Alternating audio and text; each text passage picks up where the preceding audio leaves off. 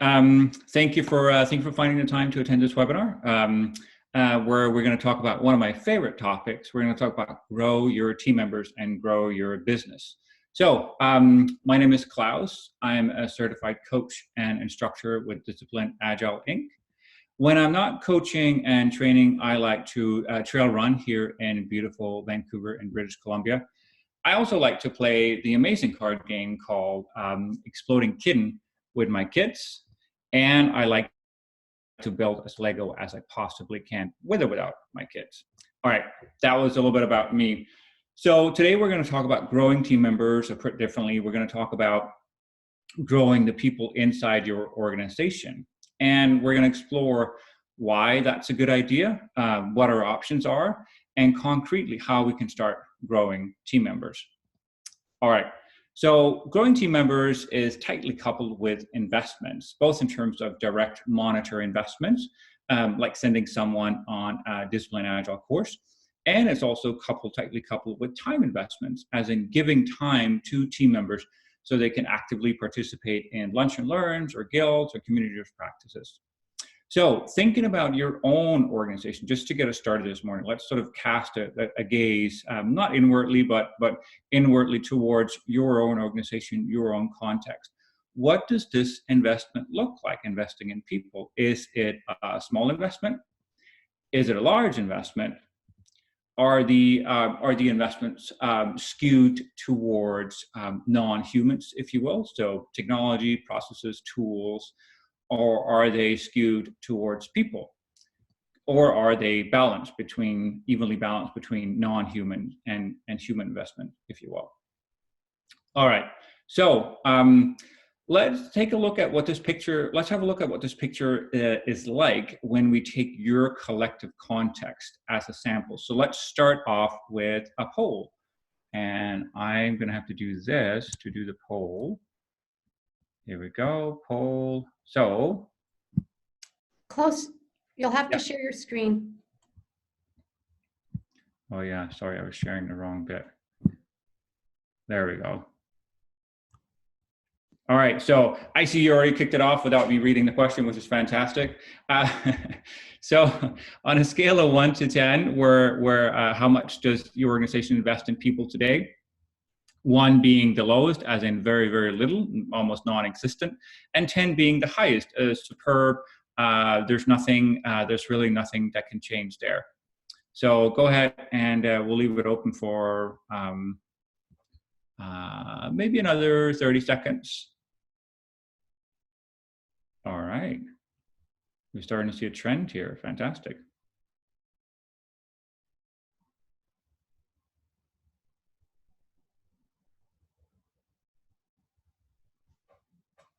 All right. So a picture starting up to there we have sort of it skewed towards the upper end of the scale, which is fantastic. So let's look at, so let me end this poll and let's go to the next one. So the next one is, so that was looking at what is the picture like today? Now let's ask the question, what would you like it to be? So again, the question is, if you had a magic wand, how much would you like your organization to invest in its people? And again, we're going to use the same scale. I'm going to launch the poll now. We're going to use the same scale, 1 to 10, 1 being non-existent, almost non-existent, and 10 being it is just superb, nothing can really change. So now we're going to look at what you would like the picture to be. The past poll was, what is the picture today?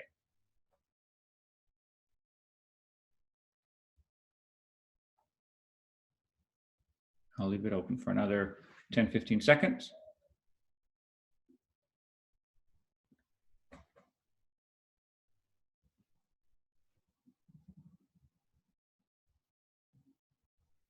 All right. Okay. So again, really skewed towards the end. We see lots of 9s, lots of 10s, lots of 10s. Okay.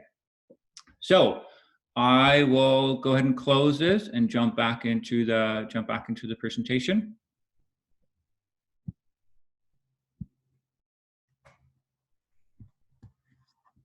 Like so.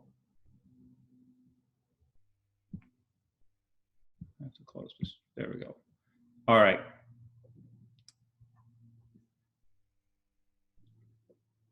Now, how do I get rid of this? All right, we can just do it this way. All right, so that was the poll.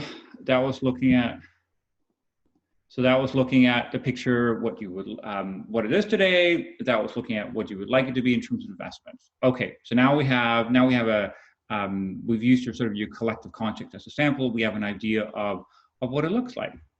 All right, so moving on. This is one of my favorite quotes, and it goes that, I don't know who discovered water, but I'm pretty sure it wasn't a fish. You could also tell this as a bad fish joke. So that bad joke goes that two fish are swimming along on their way to school. They pass an old fish who yells, "How's the water, boys?" And then the two fish swim on, and a minute later they turn to each other and go, "What water?" So moving past the bad fish joke, the analogy here is that fish are immersed in water all their lives, and they probably don't pay a whole lot of attention to it. Similarly, we as humans, we're immersed in bodies of water that we don't, that we often don't pay attention to. And so for today, the body of water that we're immersed in, that we're gonna focus in on, is within the world of work. So what types of bodies of water are we immersed in within the world of work? Let's look at that. All right. So that can, so one way to summarize that body of water, that particular body of water that we're immersed in within work, can be summarized with these three gentlemen. So in the upper right-hand corner, we have Adam Smith. So Adam Smith is he's known as the father of economics. And one of the things that he was a proponent for was that people are motivated by self-interest, and that self-interest is often dollars. So from that, it sort of got deduced or deducted that, well, people are then motivated by money. If we move to the gentleman on the left, that is Frederick Winslow Taylor. He's the father of what's called scientific management, which was sort of the earliest attempts of applying science to the practices of management.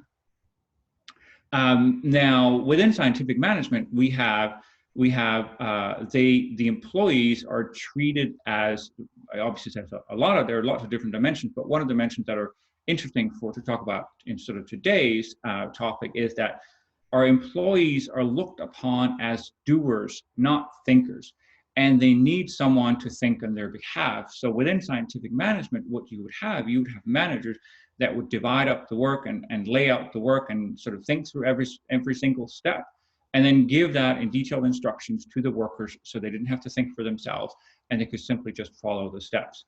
So in the end, within scientific management, you almost end up putting an equal sign between people and non-people, as in people and technology. And people in the end are viewed as machines and resources. All right, so finishing off this picture, we have in the lower right-hand corner, we have psychologist B.F. Skinner. So he's the father of what's called operant conditioning, which, by the way, was based on a lot of research with rats and pigeons, not humans so much. What operant conditioning says is that people are extrinsically motivated. So we're motivated by money, by status, by power. And it also talks about how people will change behavior because of these external factors. And then in the end, what people wring out of this theory is that, well, that must mean that people are motivated by money, as in if you pay people more money, you will get higher productivity. All right, so the thing about these different sciences is that they're actually not true. At best, we can call them pseudoscience, and at worst, they're really just guessworks and opinions. Fortunately, there has been lots of research going on since, and some of this modern research tells us that it turns out, first of all, that people are as much motivated by altruism than they are from self-interest. It also turns out that in today's workers, they're what we call knowledge workers to a large degree, and today's work then requires thinkers and not doers. Plus, we humans have always been thinkers. Otherwise, we wouldn't be where we are today in terms of our evolution. And lastly, it also turns out that if you pay people for performance, like a performance bonus, you actually end up getting a worse performance, not a better performance. And that has to do with the fact when you put money on the line, you feel a pressure and you end up performing worse. So what does motivate people at work, and how do we do that? So here we have to look a little bit closer at what goes on inside our brains. And in particular, we have to pay attention to something that are called happiness chemicals that are released inside our brains. Again, they're tightly coupled to our evolution. And you can summarize these motivators in the mnemonic MAP. So M is for mastery, A is for autonomy, and P is for purpose. So let's have a closer look at that. So we have mastery. So mastery is getting good at something. It's setting and reaching goals just for the sake of it. And when you do that, when you set and reach goals inside our brain, there's a happiness chemical called dopamine that's released. Autonomy is the fact that we have the freedom to explore, we have the freedom to seek, again, tightly coupled with our evolution. And when we get this freedom to explore and to seek, sort of to unfold our creativity without the fear of repercussion or fear of failure, again, then our brain releases the same happiness chemical, dopamine. And then lastly, we have purpose. So purpose is being part of something bigger, being part of something meaningful. And that when you are a part of that, when that group feel, that releases the happiness chemical called oxytocin. All right, so for today, or I should say, sorry, so sort of just summarizing this, so as part of our human evolution and hardwired into our brains, there is this type of intrinsic motivation in terms of mastery, in terms of autonomy, and in terms of purpose. It just cannot be ignored or suppressed. So instead of doing that, instead of ignoring it and suppressing it, we might as well use it. And so for today, what we're going to look at for today's topic about growing team members, we're going to look specifically at mastery and how that ties into motivation and engagement. All right, so let's ask the question, what happens when the world of work has been, so to speak, immersed in, I don't know if you can call it the wrong body of water, because it is what it is, but at least immersed in a body of water that is has weaved its way through how we think about work today. And we have been immersed in this body of water that was sort of constructed to a large extent by these three gentlemen here for the past 200 years. What ends up happening? What is the consequence? Well, let's look at some research. So Gallup for the past 20 years has been conducting research on the workplace. And in particular, they've been paying attention to the level of engagement at the workplace. So the data we're going to go through here in the next couple of slides, which are from Gallup, covers the American workplace, so United States. Now, the data is very similar to the rest of the world, so it can easily be extrapolated. So what we're going to look at first is the sort of a big picture. What does this look like in the past? So we look at sort of cast our gaze back to the year 2000. We have this graph right here, where the green is, and it's cut off at the top of the screen. I apologize for that. So the green part is how many people are engaged at work, and you can see that hovers around the 1/4 to 1/3 roughly. Then we have the light gray. The light gray is how many people are disengaged at work, and that hovers around the half mark. And then finally, we have the dark gray to the very right. And the dark gray are people who are actively disengaged. So not just disengaged, but actively disengaged, as in they come to work not just not working, but actually working against work, so to speak. And that can obviously it can sort of have different permutation about how you can be actively disengaged. But just looking at this overall, it is not a very pretty picture. You have less than half and only around 1/4 or 1/3 that are engaged at work. So Gallup also dives a little bit closer into this, or we can dive a little bit more into this, and we can look at some of the more specific questions, some of the more specific data points in here. So one of the first data points around this is, have you received recognition or praise for doing good work in the last week? And the data, so this is data from 2016, and it hasn't really changed that much. It shows that only 3 out of 10 U.S. employees strongly agree that they have received recognition or praise for doing good work in the last week. A similar question, is there someone at work who encourages your development? And again, asking U.S. employees in 2016, we got the answer that only 3 out of 10 strongly agree that someone encourages their development. Then we have the dimension about, well, is there someone who talks to you about your progress? And again, only 3 out of 10 U.S. employees strongly agree that in the last 6 months, someone talked to them about their progress at work.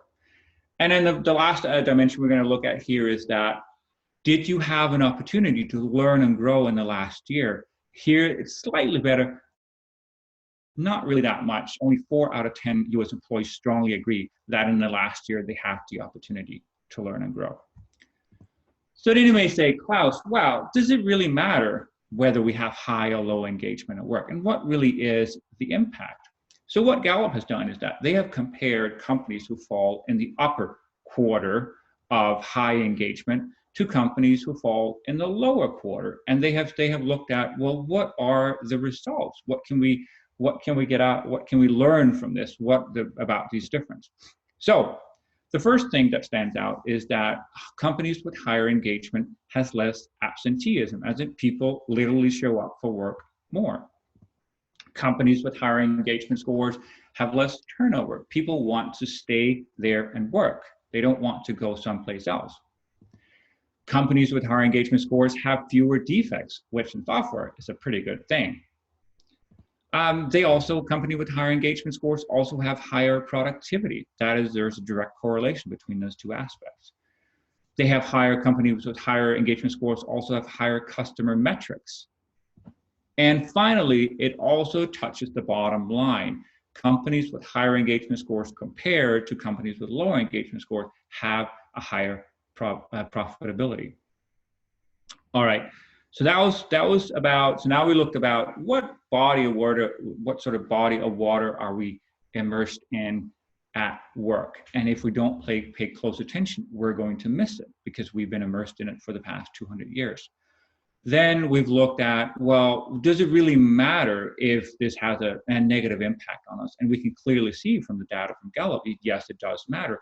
Lower engagement and leads to lower profitability.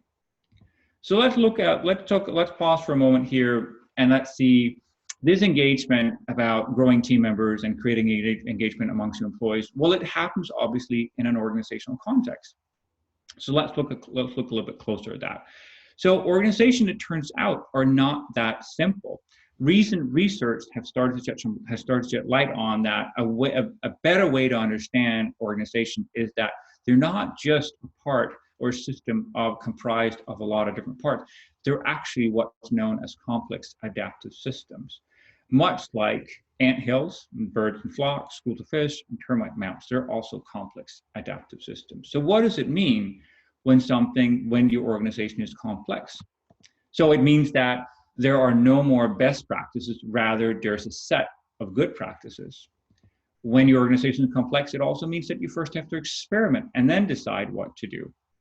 And finally, it means that having lots of options is a really good idea. So enter discipline agile. Let's look a little bit of that as sort of next concept and attempt to couple those two together. So I'm just going to briefly go through discipline agile, what it is. So at the core of discipline agile, we have the discipline agile delivery, which is sort of the engine inside the organization, if you will. Then around that, well, we obviously need something to put the engine in, otherwise we wouldn't really go anywhere, is where we have disciplined DevOps.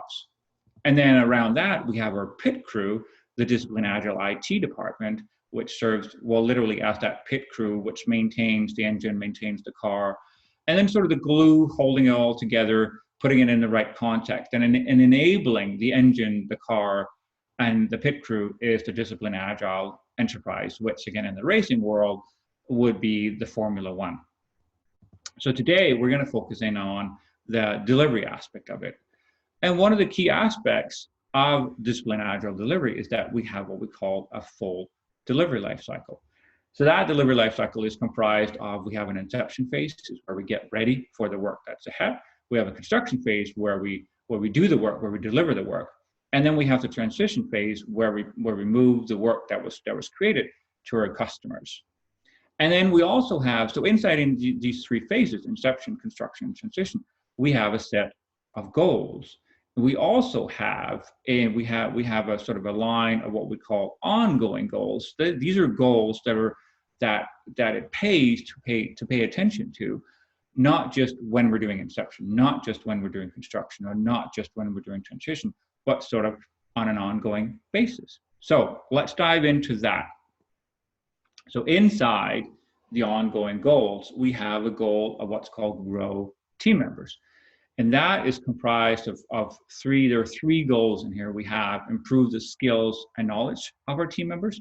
It's the goal of providing feedback to our team members. And it's finally the goal of sustaining our team. And as you can see in this goal diagram, the different options in each of the goals are not ranked, yet there are, as in they're of equal importance, if you will. Yet there are points and options in there, they're italicized and bold to call out that everything else being equal, those are really good places to start. So what we're going to do now is, now we've looked at the why. Why is it important to grow your team members and engage them more at work? We've looked at what our different options are, and our different options are right here. So now we're going to dive into how do we do that, the how of all this. And we can say, riddle me this, riddle me that. So how do you actually do that? And that's what we're going to look at now. So we're going to look at the improving skills and knowledge, and then we're going to get to the provide feedback goal. And lastly, we're going to look at the sustain team goal. And within each one, I've sort of handpicked a couple, 3, 4, 5 different options. And what I've done is that I've married them up with my own experience as an Agile coach. What are some options or some ways that we can actually implement this? So instead of just looking at book clubs, you go, well, how do I do a book club? Then what I've done is I've had a chance to weave some of my own personal experience as a coach into that. That will hopefully give you some ideas of actually how to get started with some of these options for growing team members. All right, so the first one you're going to look at is exactly that, is book club. So you look at that and you think, well, book clubs, well, it's just all about books. Well, the way I've actually worked this, used this option, is that it hasn't been about books. It has been about something else. Yet the learning has still been the center of it. So a couple of different points I want to share here. The first one is what I call what's called YouTube Mondays. And I have to give a hat tip to my fellow coach, Matt Everett, for pointing this out to me. So what YouTube Mondays are is that you get your team together every Monday, and then you watch a YouTube clip that could be 5, 10, 15 minutes. And then afterwards, you debrief as a team. So it's literally half an hour investment every week. Works really well. And then you can either select a YouTube clip or someone else in the team, or you can take turns selecting it, whatever is interesting. There is obviously a myriad of great Agile content on YouTube today. The other thing I've worked here or used here in terms of under the book club umbrella is what I call a theme of the week. So what I've done is that I've created sort of this set of postcards that has statements of Agile concepts or statements or artifacts or practices, whatever it may be. And then you have maybe 30, there's 30 cards in that deck. So the way I've used it is that I will spread them out on a table, and then the team members will take turns every week to pick one of these cards, and then they will go away and do research on it for, let's say, an hour, learn as much as they can in that hour, and then they're going to come back and share it at a lunch and learn, or whenever there's a good time to share what they learned about that theme of the week. And then you rinse and repeat. The next week, someone else it's their turn, and so on and so forth. All right, so that was book clubs. Guilds or communities of practices. So my experience with guilds and communities of practice is that they can be quite difficult to start. And the reason they can be difficult to start is mainly because there's a culture of well, we're so busy, we can't possibly find an hour and a half every second or third week to meet and become better at and hone our skill, hone our practice. So what I found is that for guilds or communities of practices to be successful, you need to start at the top. You need to start with a manager, the team manager, and maybe even above the team, a level above the team manager, and get that okay. So in a quite a literal sense, where you have the team manager tell the team repeatedly that it is okay that you go and attend these sessions. It is allowed that you leave a little bit of room in your sprint, in your iteration, however way you may be working, for you to actually go and attend these skills. What I also found is that you set a cadence. So it's not just ad hoc. You set a cadence that every 2 weeks, 3 weeks, or 4 weeks. I prefer the shorter cadence. I prefer 2 to 3 weeks instead of 4, simply because you get more practice. You meet more often. What I also found worked really well when you want to start this, is you want to start with someone who's good at facilitating, as in that may have experience doing this before. And then finally, you want to, I would then say later on, you can, as more and more people get experience and sort of exposure to what guilds are and what they're all about, you can then start taking turns, shifting the turn to facilitate each session. And then also what I found useful is you mix up the learning format. So it could either be you run a lean coffee session, or you run a presentation, or you run some games, or whatever it may be, but just mixing it up makes it more fun and more engaging as well, and more successful in the end. All right, embedded coach. Well, that's obviously you may go, well, that's pretty straightforward. So I just want to tie a couple of words or a couple of notes or points to embedding a coach and how it can help improve the skills within the team. So to me, embedding a coach is like the #1 success recipe when it comes to agile success within a team, especially when it's coupled with training. So you have, and ideally the same person. So you have someone come in, run the training for the 2-3 days, and then that person sticks around and now becomes no longer a trainer, but now is a coach, and can provide that in the moment learning and guide the team when they come out of the training and when the rubber meets the road, so to speak, and they're there to help them along and guide them on that agile journey. Now, a couple of points that I've found that also helps you be successful as an embedded coach are 2 points, and they sound rather formal, and you can make them as formal and non-formal as you want, yet having them is a really, really good idea, I found. So the first one is what I call a coaching agreement, which literally is that before you go in and coach the team, you get their permission to coach. As in, you write out in a document, and again, you can keep it as formal as informal as you want in a document, but the document should contain something along the line of, well, who are you going to coach? Who is the coach? How long are you going to coach for? What are the goals that the team wants to achieve with your coaching help? And what does success then look like? If these are the goals, what does the metrics then look like? And then finally, I like to have everyone sign that document, because it creates that sense of ownership and sense of, okay, we're really, we do mean this, and then have this document sort of point to later on if people are sort of wavering a little bit in terms of their commitment to the coaching. Then what I've also found useful is what I call a coaching exit strategy. As in, you start almost immediately as you start the coaching, you start to think about how am I going to exit this team? So as in, when I leave, they can stand on their own feet, or put differently, how can I leave as much of my skills as a coach behind? How can I embed that into the teams as much as possible? So when I go on to coach another team, they can stand on their own feet, they become self-guided and self-led, and so on and so forth. So how do you want to do that? So you want to start thinking about that almost as soon as you start coaching. All right, mentoring. So again, straightforward concept, just wanted to tie some notes and some experience that I've made myself. So mentoring in Agile seems, where I found it especially useful and powerful is if you mentor the team lead, the architect owner, the product owner, or the team manager who's had a team that's new to Agile. Not just because these roles, not just do they have to learn a new way of working, as in Agile. They also have to learn a brand new role if they don't have any prior experience. So they simply just need extra support, extra help. So that's where I found the mentoring can be really, really powerful and useful. What I found useful as well is meeting weekly, bi-weekly, sort of at the most, but I prefer weekly, half an hour every week. And then also what I've asked the mentees, the receivers of the mentoring to do is create a learning plan for themselves. As in, what is it you want to get out of this mentoring?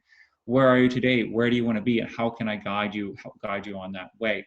And I also encourage the receivers of the mentoring to keep a learning journal, because it helps you reflect, and it helps you, well, just simply learn even more. All right, so a couple more within this improving skills and knowledge. So open spaces. Open spaces is one of my favorite formats in terms of running events or running sessions or running conferences, if you will. It literally is what it sounds like it is. So it's an open learning and sharing format, and it can be very powerful, very empowering, and very energizing. And it's instead of showing up to a conference or a session where we're going to learn about something that has a set agenda and set speakers, then it is open, as in all the attendees that participate, they get to set the agenda. Sometimes you if you're a facilitator, you can set a theme for this. You can set the theme of, well, next year's strategies plan, or how do we double it in 3 years? Whatever the theme maybe you can set that, and then, but within that theme, what the participants want to talk about, how they want to sort of solve the juicy problems within inside the theme, that's up to them. You can also run an open space with no themes. I'm running one tonight, for example, at Agile Vancouver, and there's not going to be a theme. So all the participants, when they show up, they get to decide what is it they want to talk about. So either sharing something, it could be a question they have, it could be something they haven't been able to solve yet, and then chances are maybe someone else in the crowd has already solved that. Open spaces also encourage this participation, and again, that's tightly coupled with something we're going to talk about later, about psychological safety. So a really powerful way of running events and sessions. All right, last one, training. So again, training sounds really self-explanatory, and it is. Tying a couple of notes to it, when you run training for the whole team, as in you have a team that's not Agile today and you're bringing them to agility, obviously include the whole team. Well, that includes the contractors, because when you, the whole team, if you have a team of 10 people and 3 of them are contractors, well, if you don't include those people in the training, how on earth are you going to expect them to know what else what team now knows after the training, and how are you going to expect them to actually work in this new way?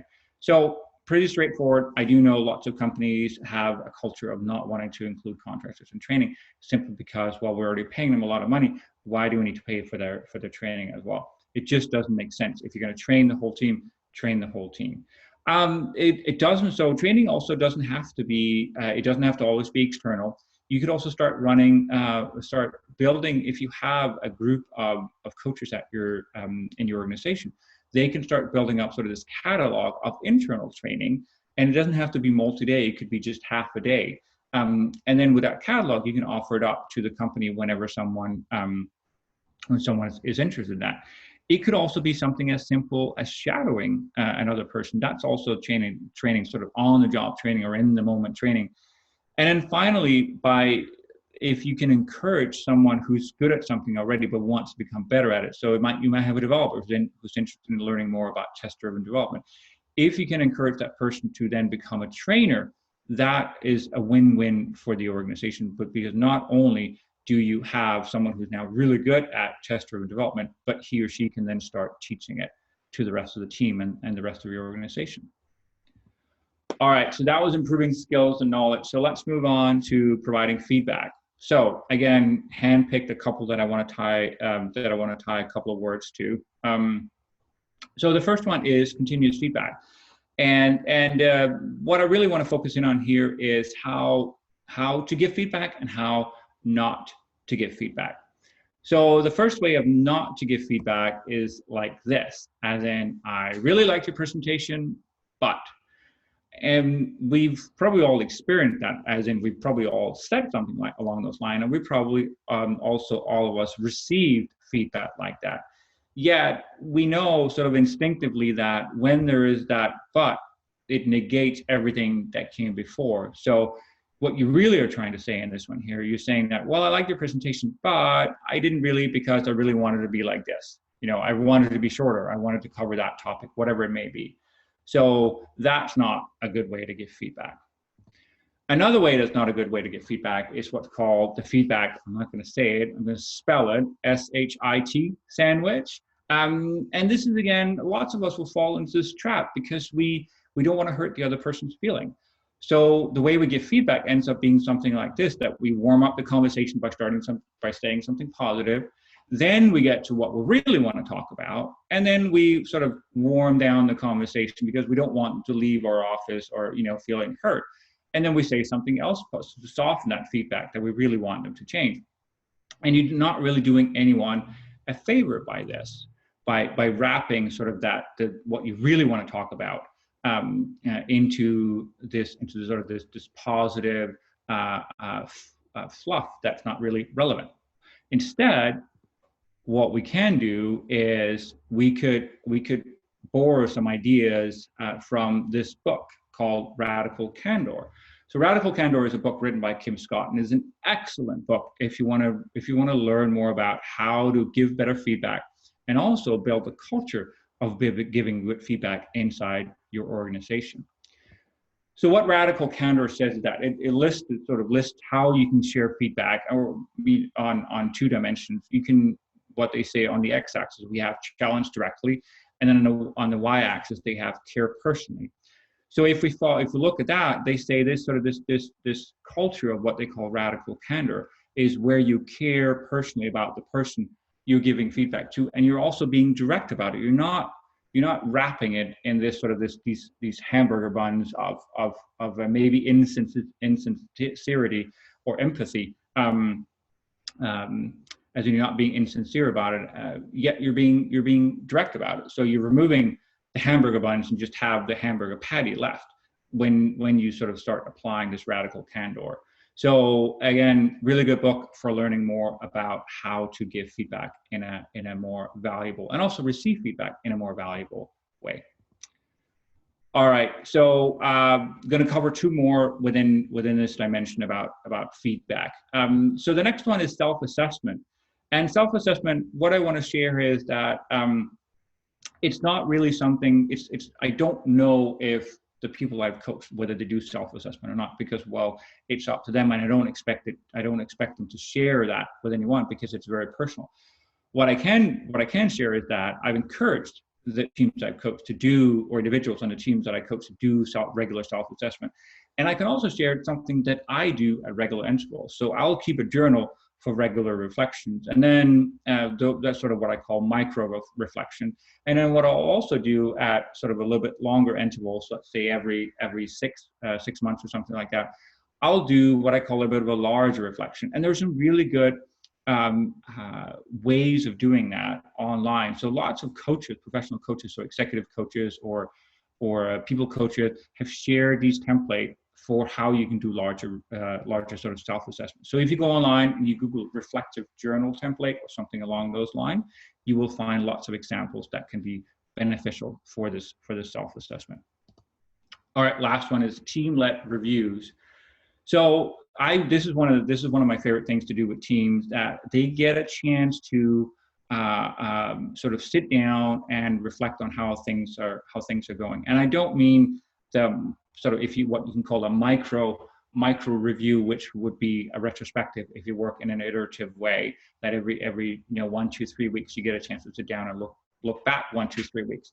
No, I'm talking about something bigger and perhaps a little bit grander, and it's that fact that you allow yourself the time. And now we're getting back to how growing team members is tied to the investment of time, that you allow yourself the time as a team, let's say every month or every 2 months, maybe every quarter, to do sort of a large reflection of how things are going.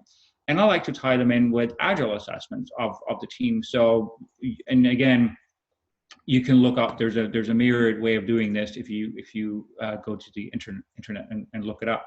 One of the ways that I found really useful is to use the discipline Agile delivery framework. So the goals inside, so the goals that we saw early on with inception, construction, transition, and ongoing goals, those phases, and inside those phases, there's a suite of goals, and inside those, there's a suite of options. So the assessment becomes, you looking at everything in there, it could probably be a bit too big of a mouthful. So what I encourage teams to do is is handpick some you want to do this time, and the next time you can pick something different. And inside you can go and rate yourself as a team, having a conversation about how are we doing on this, on the goal of well, it could be team-led reviews, for example. How well are we doing that? And what I found most useful in these, and to get the participation, get the real participation in the team, is you run something similar to planning poker, as in, let's say your scale is 1 to 5. Then what you do ahead of time, you print cards for all the participants. They'll have the card 1, 2, 3, 4, 5, and then you read up how are we doing here, and then everyone gets to vote on that scale 1 to 5, and then you sort of look around the room and you see, well, how are people voting? And then the outliers get a chance to talk and say, well, if majority wrote a 3, and then you have a 1 and a 5, well, then people get to talk, well, I think it's a 1 because so-and-so. And the 5 get to say, well, I think it's a 5 because so-and-so.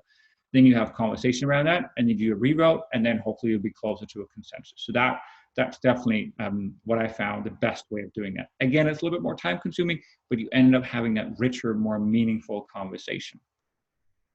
All right, so on to the last one. So we covered improved skills and knowledge. We talked about provide feedback. Let's look at sustaining the team. All right, and the first one there was what I mentioned with psychological safety when we talked about the open space. So psychological safety is one of those elements that just cannot be underscored enough. It really is the basis for trust inside the team, for empathy, for creativity, for innovation. And if you don't have it, you will never have a well-functioning team. And so, like with a lot of different things, psychological safety is obviously not a dichotomy. It's not either you have it or you don't. It's a scale. So, and I'm sure if you have experienced, even though you couldn't put your finger on it, put words on it, but if you've experienced being part of a team with low psychological safety, I'm sure you will be able to recall that feeling because it just doesn't feel good. So here's some of the ways that I have used and still use to create a safer, a safer environment for the team.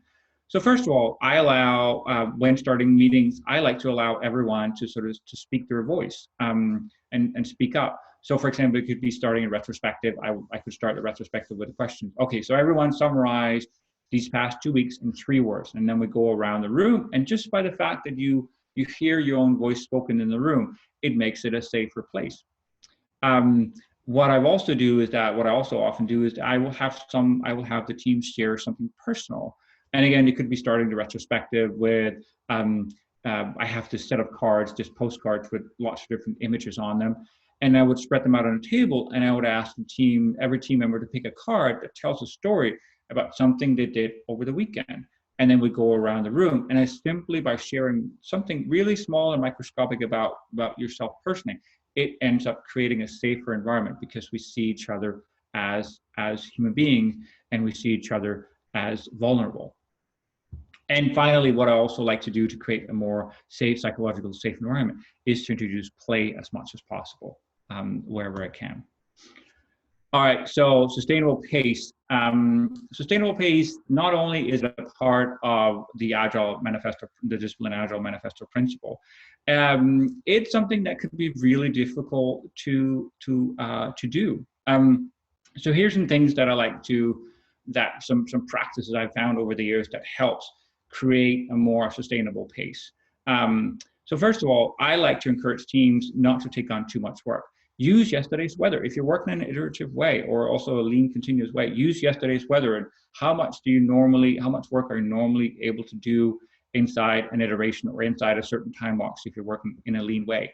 Don't take on more, because then that becomes the norm, and then it stops being sustainable.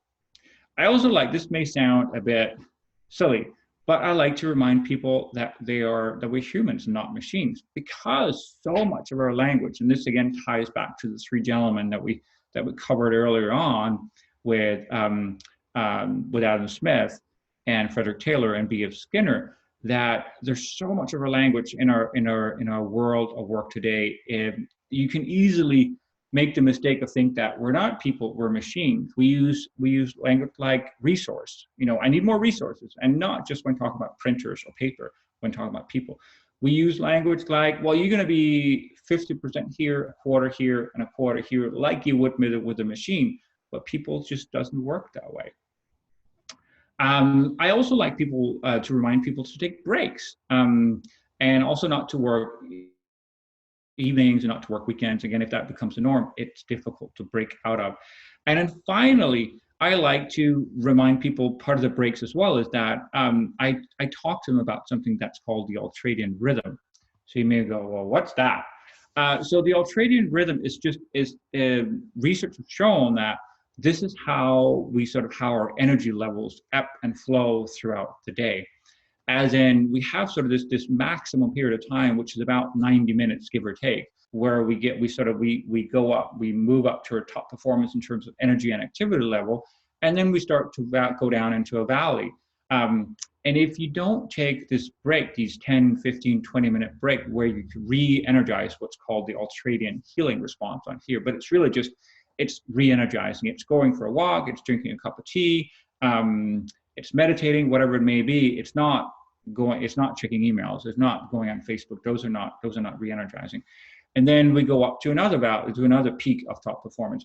If we ignore these breaks, our peaks becomes lower and lower and lower throughout the day, and we actually end up accomplishing less than we were able to if we took this time away to re-energize. All right, last one we're going to cover under sustaining team is whole team. And whole team is the fact that we have all the skills to solve the problems that we meet at work, that the task and the work we take on in our iteration, we have all those skills. And obviously you don't just get that overnight. The way to get a whole team is through investing into cross-functionality. And again, this is where we come to the investment.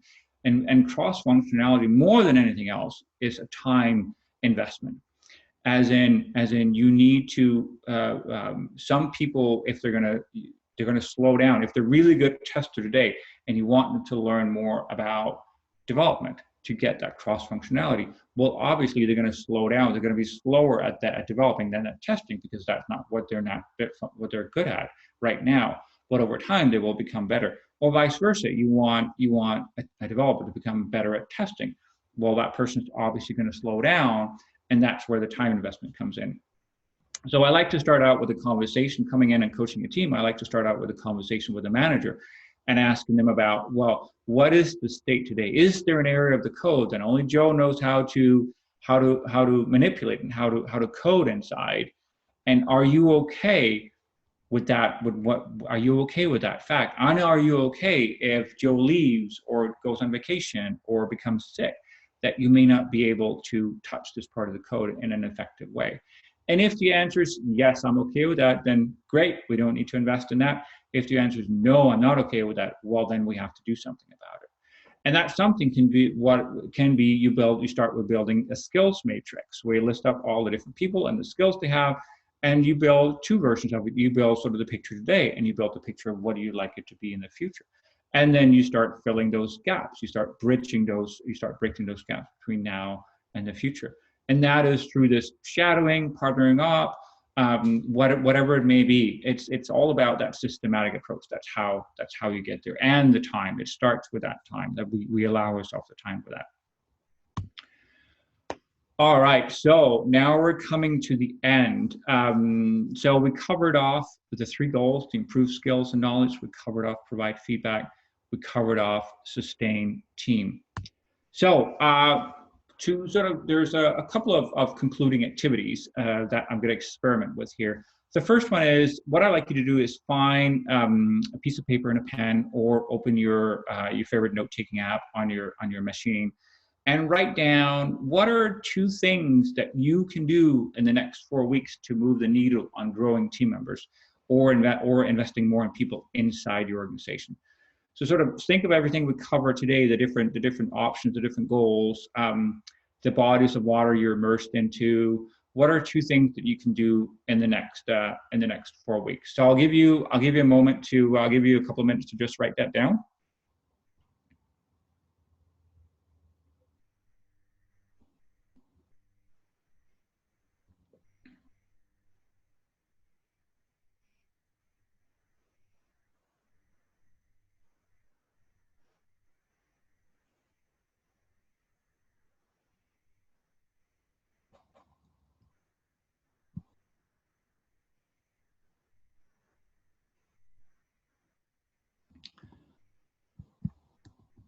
All right.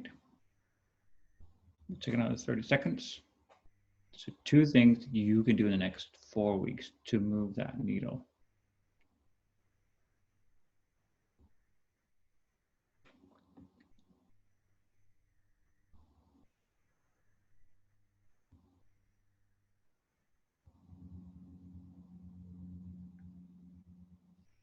Okay, so we're gonna try an experiment here. Let's see if this works. Here you go. So I've opened the chat box. I hope you can all see that. I'm going to ask if there are a couple of people who want to share in this chat box what their 2 things are. So if you want to share that, go ahead and type it into the chat box right now. You can also just share one of them. You can share both of them.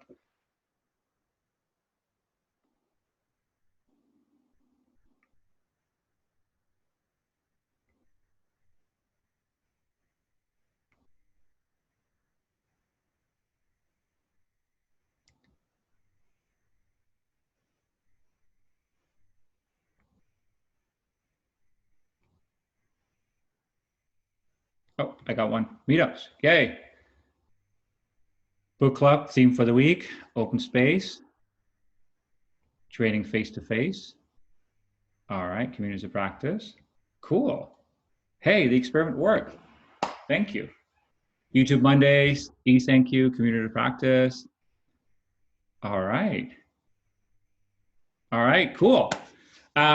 So I'm going to close this again temporarily. We'll get back to it because we're going to try the second experiment. So wrapping up. So that was sort of the first concluding activity. We're going to wrap up with this last concluding activity where I would like you to. So imagine if we'd been in a big room, all 83 participants of us.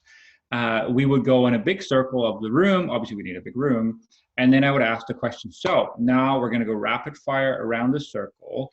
And I want you to summarize in 3 words what this webinar has been like, what these past 50 minutes has been like, good, bad, whatever, however you want to summarize it.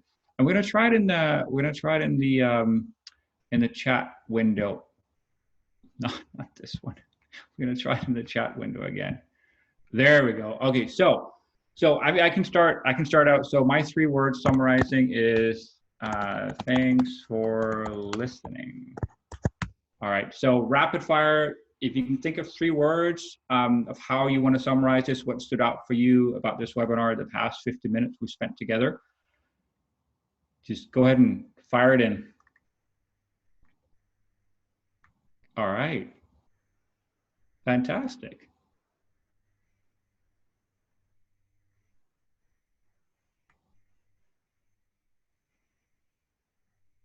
All about communication, reflective journal template.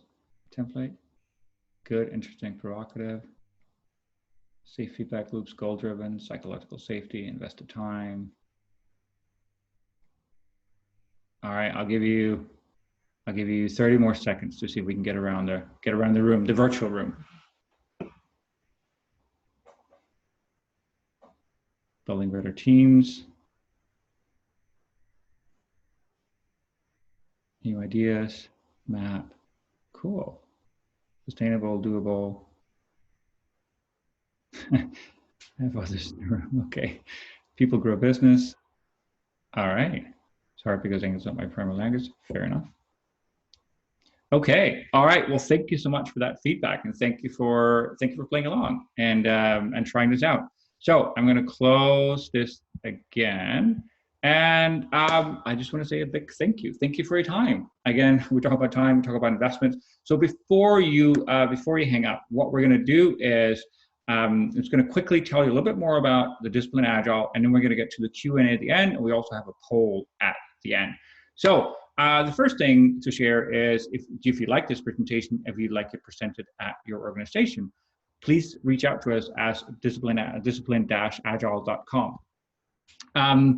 Also, I want to talk a little bit about the Discipline Agile Consortium, which made this webinar possible today. So the consortium is for practitioners and supporters of the Discipline Agile way of working. It provides information on the curriculum, certification, access to certified members, and other resources to support your DA journey and your DA activities. And a big shout out to the partners that we have of the consortium, which are listed there, which would not be, we would not be where we are today without them. So big shout out to all our partners.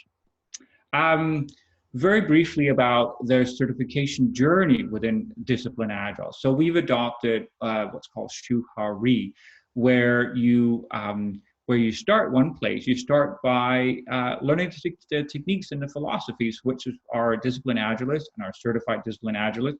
From there, you can continue your journey where you start to reflect upon the strategies and question them, or look at how do they actually work.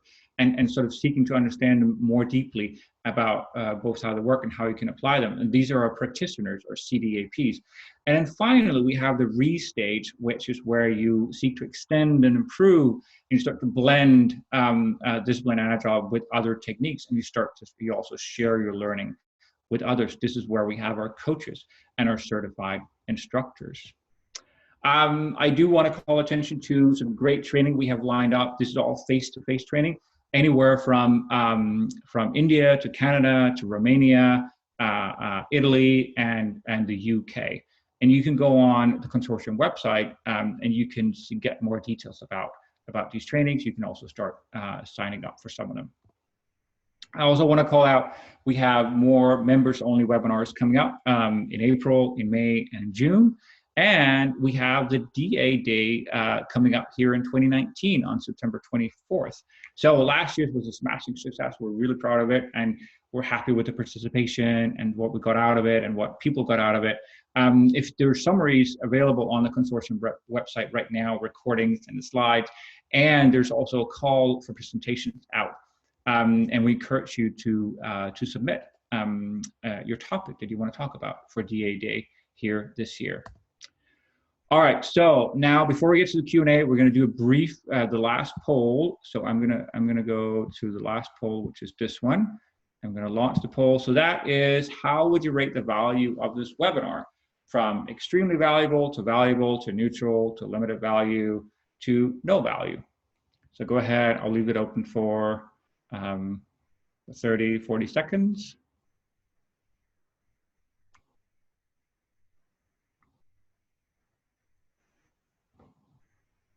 And then we're going to get to the Q&A.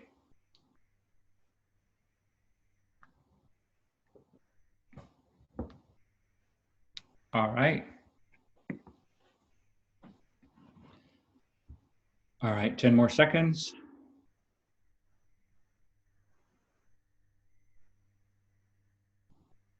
Okay, all right, well, thank you for the feedback. I'm going to close the poll. Okay, so now we're going to get to the Q&A. There we go. So I'm going to open this up. So we got a question here. Any special tips where team members are geographically distributed? I would say, yeah, so when the team members are distributed, it's obviously it can become more challenging. Yet I would say a lot of what we've done here, a lot of the topics I've covered here today, they can be done with you know, in a virtual setting. If you have, it could be the YouTube Mondays. if you could watch the same, you could start like an online meeting place. You could, everyone, if you had teams in 2 different locations, they could watch the same video at the same time, and they could have a phone line open, and you could answer those. You could debrief as a team at the same time.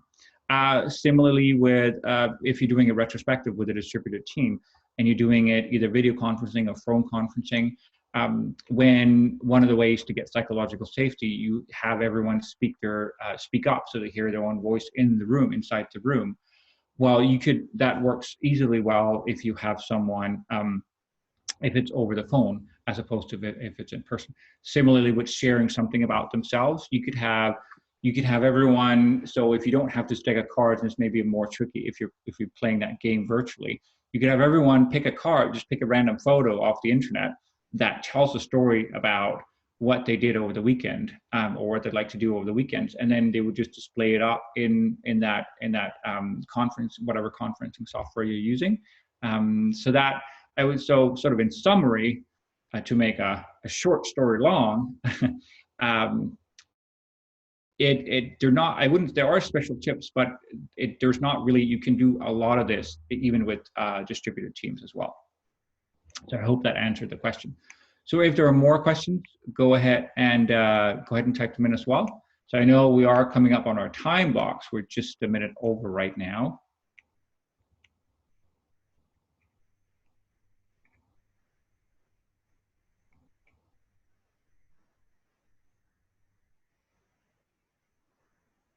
One more.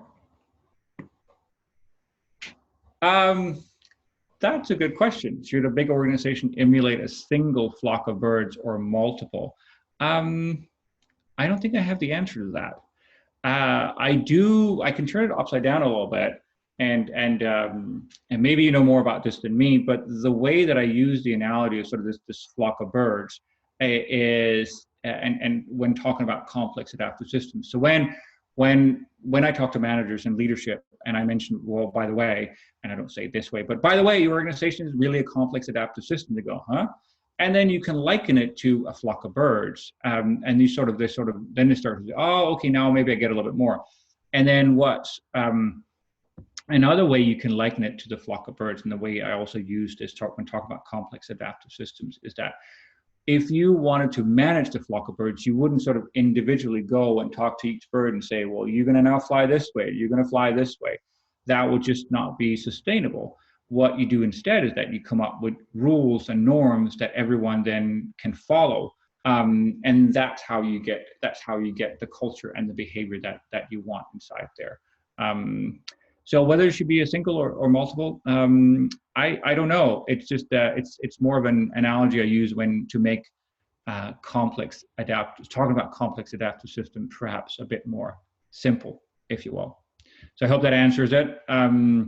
Next one, how can I get a team to show appreciation for each other? So you mean so if you mean inside the team, as in the team members had to show appreciation for each other, that's not an easy one, because so even though it's something we do, people do naturally, as in we're naturally empathetic. When we come into the world of work, we're sort of conditioned not to be empathetic and not to show our emotions and feelings. So a couple of ways I've done this is there's a really good game within the framework or tool set that's called Management 3.0. So again, you can look it up. It's called Management 3.0. And specifically, the game is called Kudo cards. So what it is you can actually print them online for free. So it's these 10 different cards, and it says something like thank you, or great, I appreciate this, or you're a star, or you rock, whatever it may be. So the way I've used these cards is that I would print out a bunch, and I would cut them out from the paper, and then I would bring them to the meeting, and I would say, all right, we're going to start this retrospective, or it could be any meeting. We're going to start the demo or the sprint planning by saying thank you to someone inside the team. And then we take 5 minutes where everyone grabs some papers and they write them down, and then they get to read them out loud and say, well, I want to thank Bob because you really helped me with the testing towards the end of the sprint. And then we build this big, beautiful poster of these kudos, of these thank yous, and we hang them up in a team area. So that's one way to show appreciation for each other. I hope that answered that.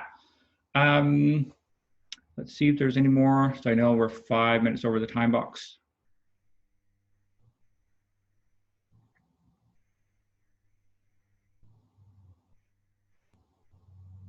All right. Fantastic. All right. Well, again, thank you so much for your time, and have a wonderful Tuesday. Oh, I have one more. The question is, we have an Android developer, 2 web developers, and an iOS developer, and then to make it a whole team, they don't like to work as non-solo. Should we change the team forming? So if the question is that you have these developers, so the Android, the web, and the iOS developer, and they don't like to work non-solo, as in they don't like to work, they don't like when you pair them up.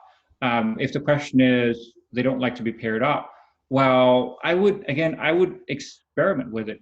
And the pairing up is only if you feel it's necessary. So if you, let's just pretend you're the team manager. If you're okay with this composition that they're very siloed, like I do Android, I do web, I do iOS. If you're okay with that composition and that sort of that siloed nature, and the sort of the consequences that can have for when people go on vacation, leave the team, become sick, whatever it may be, win the lottery, then if you're okay with it and the consequences, well, you don't have to do anything about it. If you're not okay with it, well, then you have to encourage the cross-functionality and sort of the cross-pollination and the cross-learning. And now if sort of you're okay with it, you want to do that and all that, if the hurdle then is that the team members do not want to do it, well, I would have the conversation I would then start to loop the team members into that conversation about what the composition is like today and the siloed nature of our team today and what consequences that have.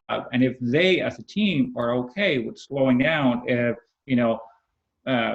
Bob, who's an Android developer, he goes on vacation or he leaves the team, and then suddenly work floods in that we have to do some Android development. Are you okay with that? And, then we'll have that conversation.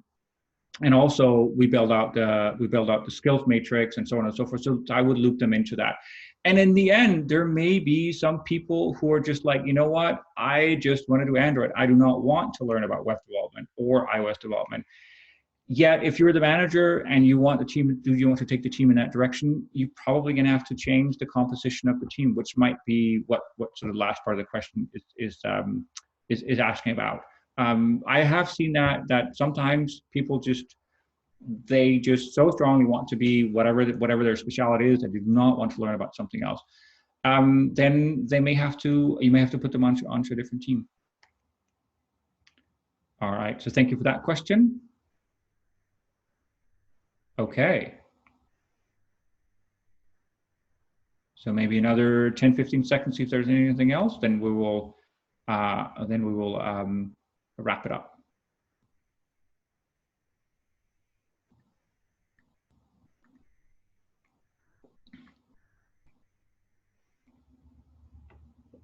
All right. Well, thank you again. Have a great Tuesday, and hopefully I'll see you at the next webinar. Thank you.